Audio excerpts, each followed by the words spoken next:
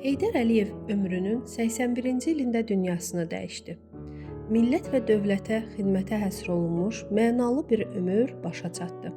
Heydər Əliyevin ömür yolu, onun şəxsi keyfiyyətləri bütün məziyyətləri ilə yetərincə məlumdur. Çünki Heydər Əliyev hər zaman Azərbaycan xalqına bağlı olub və onun ömür yolu elə Azərbaycan tarixinin bir hissəsidir. Əgər söhbət Heydər Əliyevin siyasi portretindən gedirsə, bircə tezislə məhdudlaşdırmaq kifayət edər.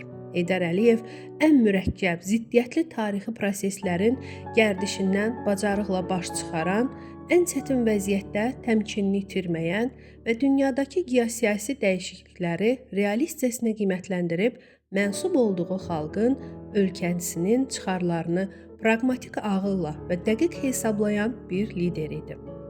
Böyük şəxsiyyətlərə obyektiv qiymət verərkən, onların yaşadıkları dövrün imkanları ilə müqayisədə nələri edə bildiklərini əsas götürülür.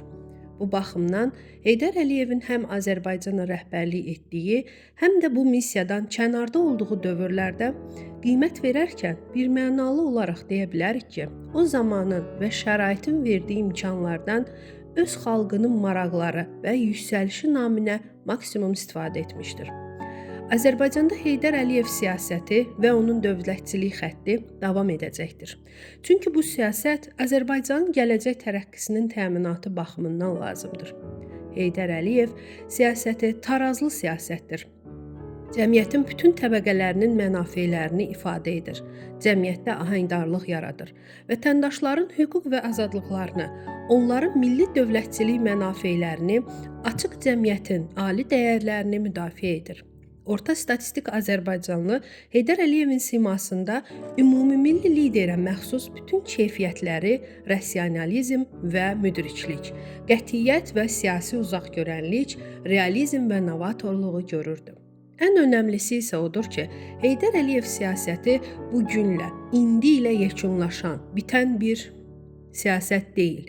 Bu siyasəti həmin uğurla gələcəkdə də davam etdirə biləcək gənc lider, sınanmış dövlət komandası və aydın strategiya var. Siyasətdə müdriklik, həyatda praqmatizm məktəbi, dövlət idarəçiliyində ustalıq bu böyük siyasətin ana xəttini təşkil edir. Azərbaycan siyasətçiləri içərisində heç kimə bu qədər siyasət olimpinin zirvəsinə qalxmaq və vətəninə, xalqına xidmət etmək və heç kəsə ürəklərdə, sağlığında özünə heykəl ucatmaq da nəsib olmayıb. 30 ildən artıqdır ki, Heydər Əliyev cənabları sənin, mənim, onun, bütün Azərbaycan xalqının gözü qarşısında dahiləşib, əbədiləşib və zirvələşib.